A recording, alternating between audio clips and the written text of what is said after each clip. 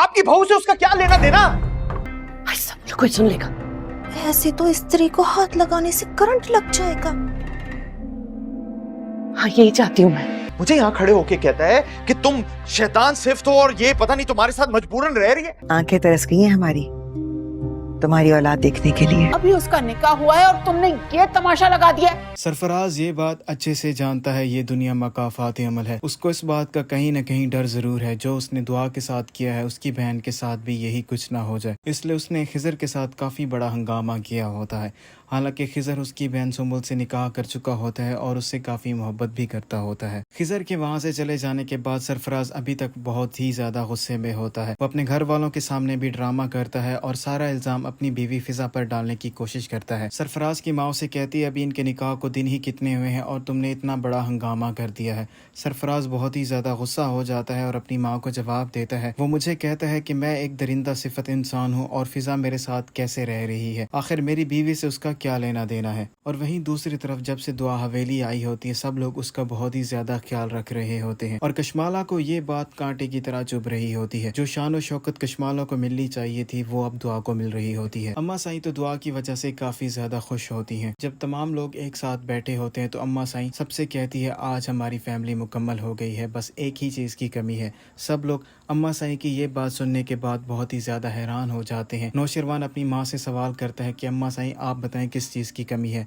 अब तो मैं और दुआ भी एक साथ हैं। अम्मा साईं नौशरवान को जवाब देती है मेरी जिंदगी का कोई भरोसा नहीं है और मैं काफी टाइम से इंतजार कर रही हूँ अपना पोता और पोती देखने के लिए। कशमाला भी वहाँ पर बैठी होती है। कशमाला को ये बात शदीद नापसंद आती है क्योंकि कशमाला के भी बच्चे होते हैं, वो भी अम्मा साईं के पोता और पोती ही होते हैं, लेकिन उन्होंने नौशरवान की औलाद देखने की ख्वाहिश जाहिर की होती है। कशमाला पहले अपने तरीके से ये कोशिश करेगी किसी न किसी तरीके से बातों से दुआ को नौशरवान की जिंदगी से निकाल दिया जाए। वो मौके के इंतजार में होती है कि कहीं उसे मौका मिल जाए और वो दुआ को जाकर बहुत ही ज्यादा बातें सुनाए। वो दुआ के पास आती है और उससे कहती है तुम बहुत ही ज्यादा ढीठ हो, इतना सब कुछ हो जाने के बावजूद भी तुम नौशरवान के पल्लू से चिपकी हुई हो। दुआ भी कशमाला से कम नहीं है। वो कशमाला को जवाब देती है मैं क्यों नौशरवान की जिंदगी से जाऊं, मैं तो नौशरवान की मोहब्बत की इकलौती वारिस हूँ। अगर आपको ज़्यादा मसला हो रहा है तो आप नौशरवान से तलाक ले लें और किसी और से जाकर शादी कर लें। कशमाला दुआ को जवाब देती है मैं किसी और से शादी क्यों करूं, मैं नौशरवान की पहली बीवी हूं।